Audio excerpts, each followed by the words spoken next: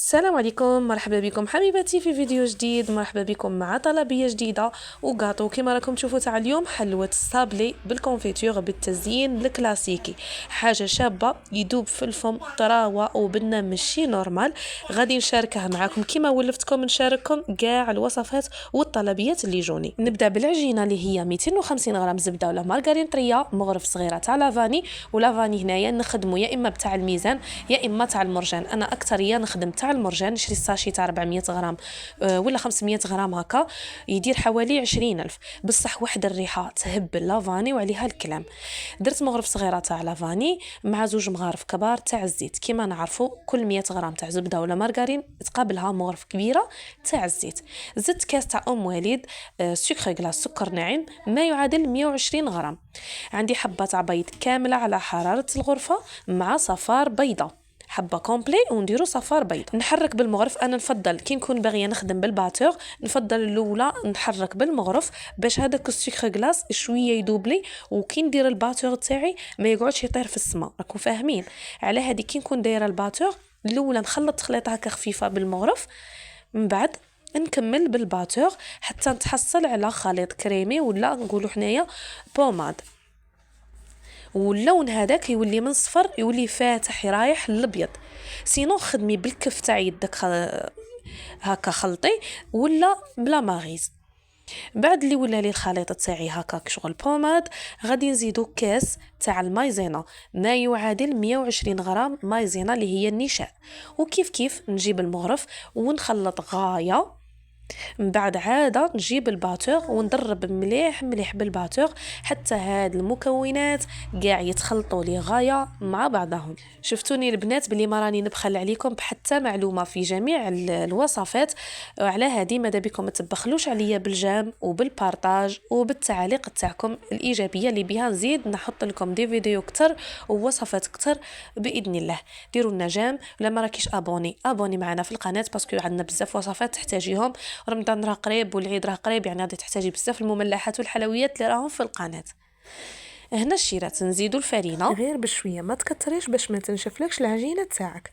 نزيدو معاها مغرف ممسوحه تاع خميره الحلوى، مغرف ممسوحه هذيك المغرف الصغيره تاع القهوه اللي نحركوا بها السكر. ديريها تكون ممسوحه فرفاره اللي هي خميره الحلوى، يعني ما تكتريش وما ديريش ولا ديري رشه بين صباعك، هذا مكان. ونبدا نجمع فيها باطراف الاصابع. شوفوا البنات، هاد العجينه تاع الصابلي انا ما نستغناش عليها ابدا، لا في الحلوى تاعي ولا الحلوى اللي نخدمها للطلبيات. يعني ناجحه 100%، بنينه شابه بالدهان، ما فيهاش بزاف الزيت. يعني مانيش معاونتها بكاس ولا زوج كيسان تاع الزيت باش نضاعفها، ني دايره غير زوج مغارف باش تعطيني هذيك القرمشه فقط. يعني هاد العجينه خدمي بها وعينيك مغمضين، والحبه تاع الكاطو كاع ما تتكمش ما تتكسر ما والو. راني دايرتها في بزاف انواع تاع لي كاطو في القناه وبزاف تاع لي فيديو، يعني كنت لاحظي تلقي غير هي وراني دايرتها. هنا بعد ما لميتها تحصلت على عجينه طريه متماسكه، وشوفوا ماشي ناشفه، راها شابه وملمومه. نبدا نخدم بها مباشره، ما تحتاج لا تريح لا والو. غادي نقسمها على زوج، نحطها في بلاستيك غذائي يليق نغطوها بالبلاستيك باش ما تنشفلناش. ديريها في ساشي ولا باش ما تنشفش وتيبس. جبت نص الكميه نحلها بين زوج اوراق تاع ورق طبخ ولا بلاستيك غذائي كما راني حاطه انا. ديري واحد من تحت وواحد من الفوق هكا باش ما تزيدي فرينه ما تنشفلك ما تتخسر لك ما تتكمش لك الحبه في الفوق. نحلها بالحلال، نحلوها السمك دوك تشوفوا كيفاش يكون، يعني ما تغلضيهاش وتاني ما ترقيهاش بزاف، ما راناش دايرين بزاف تاع الفرفار. حليتها كاع هكا شوفي. يعني الصابلي بجميع انواعه ساهل ما يديش الوقت، تقدري تخدميه في ساعة تكملي معه، سيرتو لكان من هاد الانواع الساهلين. انا اليوم اختاريت الشكل تاع الدمعه هذا، وغادي نبدا نطبع. وكي العاده وكما دائما نقولها في كاع لي فيديو نقولها، ما نكره منمل، على خاطرش هذه سر من اسرار نجاح الكاطو تاعك. كي تحطي الطابع تاعك رفديه ديريكت، ما تحركيش يمين ويسار، ما تديهش من طبعي ورفدي طبعي ورفدي هكا الحبه تقعد لك هي قد هذاك الطابع. شوفوا الشكل تاعها شباب وما تتكمش لك ما والو ما يخسر الشكل تاعها في الفور. باسكو كاين اللي كي تحط الطابع تدي وتجيب باش تطبع لها غايل، لا انت حطي وتضغطي ورفدي.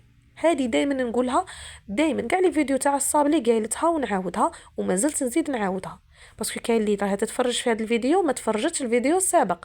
على هذه نقول لكم هكا باش كاع تعرفوا المعلومات. هنا بعد ما طيبته، شوفوا طيبته ابيض، راكم تشوفوا فيه باللي راه قاعد حبه قد اختها، ما خسر ما والو. كيما حطيته وهو اخضر قلعته وهو طايب، خليته يبرد وطيبت كاع الكميه تاعي. كيما نقول لكم دائما الصابلي يطيب ابيض، تشعلي عليه فقط من التحت، طيبيه شويه وتخرجيه. عندي هنايا 100 غرام شوكولاته بالحليب، ولا وقيله هذه شوكولا بالحليب، شوكولا بالحليب. 100 غرام ذوبتها على حمام مائي، زدت لها مغرف كبيره زيت. شوفي القاعده تقول كل 100 غرام شوكولا نزيدوا لها مغرف كبيره تاع الزيت، نخلطوا غايه باش يعطيها خفه ولمعان. وهنا كانت عندي شويه تاع شوكولا بيضه ملونتها غوز اللي درت بها غاطو واحد اخر. كانت عندي طلبيه تاع غاطو تاع نفاس غوز، بقات لي شويه شوكولا، عاود ذوبتها ودرتها في لابوش. نتوما ذوبوا شويه شوكولا بيضه وديروها في لابوش.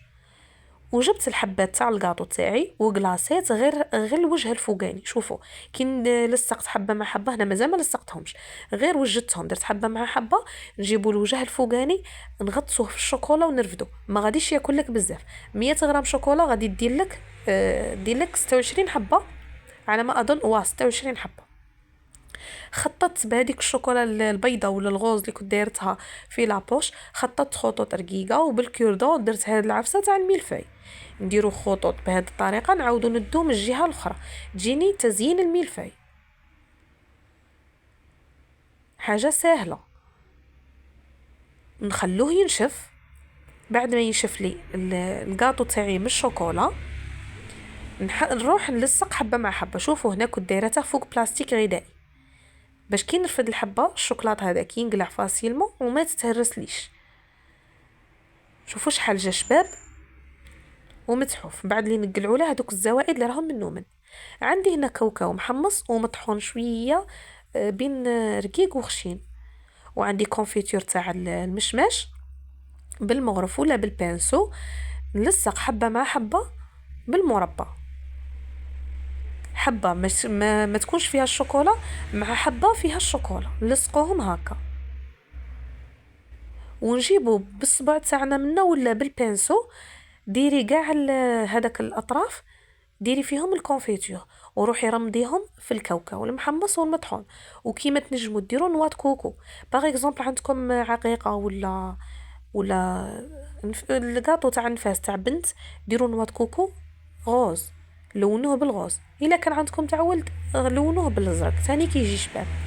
هنا بعد ما كملت، شوفوا الكميه هذه كاع اللي عطيتها لكم بكل شيء دارت لي كيلو تاع هذا الكاطو. الكيلو فيه 30 حبه صاي. نعطيكم مقادير مضبوطه. والكيلو هذا نبيعوه 100 ميل للكيلو، الكاطو هذا عفوا نبيعوه 100 ميل للكيلو. ان شاء الله يا ربي ما نكون بخلت عليكم بحتى معلومه ولا حتى حاجه تخص هذه الوصفه. الا بغيتوا وصفه واحده اخرى ولا اي استفسار عندكم ولا اي طلب، خلوا لي تحت في تعليق. حبيباتي نشكركم على المشاهده، تهلاو في رواحكم.